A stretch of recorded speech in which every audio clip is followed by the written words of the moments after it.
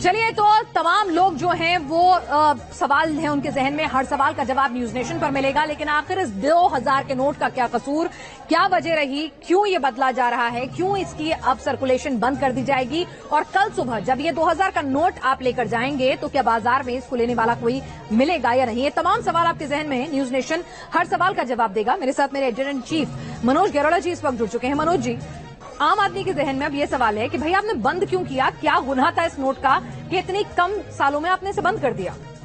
देखिए, मेरे ख्याल से जो सरकार का जो मकसद है, सरकार का जो मेन मकसद है वो यही है कि जो भी ब्लैक मनी है वो सर्कुलेशन में ना रहे। सरकार ऑफिशियली स्टेटमेंट कुछ भी दे कि 5 साल हो गए थे, 4 साल हो गए थे, इसका पर्पस खत्म हो गया था, सर्कुलेशन में ये नोट वैसे ही कम थे।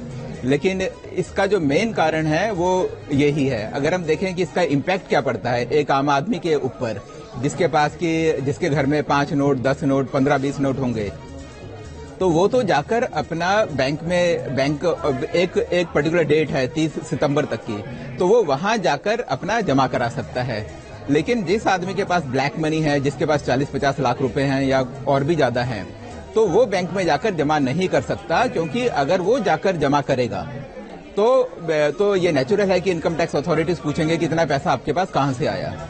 दूसरा क्या है कि चलिए इंडिविजुअल्स की तो हम बात ना करें, कई जो बिजनेसेस हैं, जैसे रियल एस्टेट का बिजनेस हो गया, या फिर जो पॉलिटिकल पार्टीज हैं उनकी जो फंडिंग होती है, यहाँ सारे का सारा काफी हद तक ट्रांजैक्शन इनका कैश में होता है। और क्योंकि 2000 का नोट एक कन्वीनियंट था, तो इस कारण से 2000 के नोट का इस्तेमाल काफी ज्यादा होता था।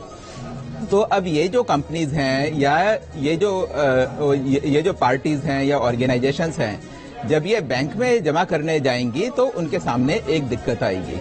तो ये बिल्कुल साफ है कि ये एक नोटबंदी है, क्योंकि सितंबर 30 के बाद आरबीआई ने इंस्ट्रक्शन दिया है कि बैंकों में अगर आपको वापस करना है तो 30 सितंबर तक ही करना पड़ेगा। तो ऐसा भी नहीं है कि एक अनलिमिटेड टाइम तक ये वाली चीज चलेगी जी। और सबसे बड़ी बात है कि यहाँ पर ये भी समझना होगा, पंकज भी हमारे साथ, हमारे संवाददाता जुड़े हुए हैं। पंकज, एक आम आदमी के जहन में कई सवाल भी हैं। क्या एक आम आदमी एक बार में 10 नोट बदल सकता है, यानी कि 20,000 रुपए ही आप एक बार में बदल सकते हैं? तो अगर मेरे पास ज्यादा पैसे हैं, हो सकता है मैंने कैश में डील की हो, मैं ईमानदार हूं, मेरे पास कोई ब्लैक मनी नहीं है, लेकिन फिर भी मैंने कुछ डीलिंग कैश में की हो, तो ऐसे में क्या मुझसे भी सवाल जवाब होंगे? क्या मुझे भी अपना पैन कार्ड और उन नोटों की, वो मेरे पास पैसे कहां से है, इसकी डिटेलिंग देनी होगी मनोज सर? हाँ, नहीं, ऐसा नहीं है। आप जितना भी पैसा चाहें अपने बैंक अकाउंट में जमा कर सकते हैं। ठीक है, लेट अस अज्यूम कि आपने कोई ऑफिशियल और लीगल आपने कोई ट्रांजैक्शन किया है 1 करोड़ रुपए का, और सारा 2000 के नोट में है जी। और ये सारा का सारा जो भी अथॉरिटीज हैं उनको मालूम है, मतलब कि आपका कोई काम ऐसा है कि जहां इतना पैसा आपके पास आ गया, तो अगर आप उसको जमा करते हैं बैंक अकाउंट में, तो वो आप उसको जमा कर सकते हैं और कोई उसके ऊपर क्वेश्चन नहीं है। मतलब अथॉरिटी पूछेंगे भी तो आप उनको एक्सप्लेन कर सकते हैं। मनोज जी, तो बहुत सारा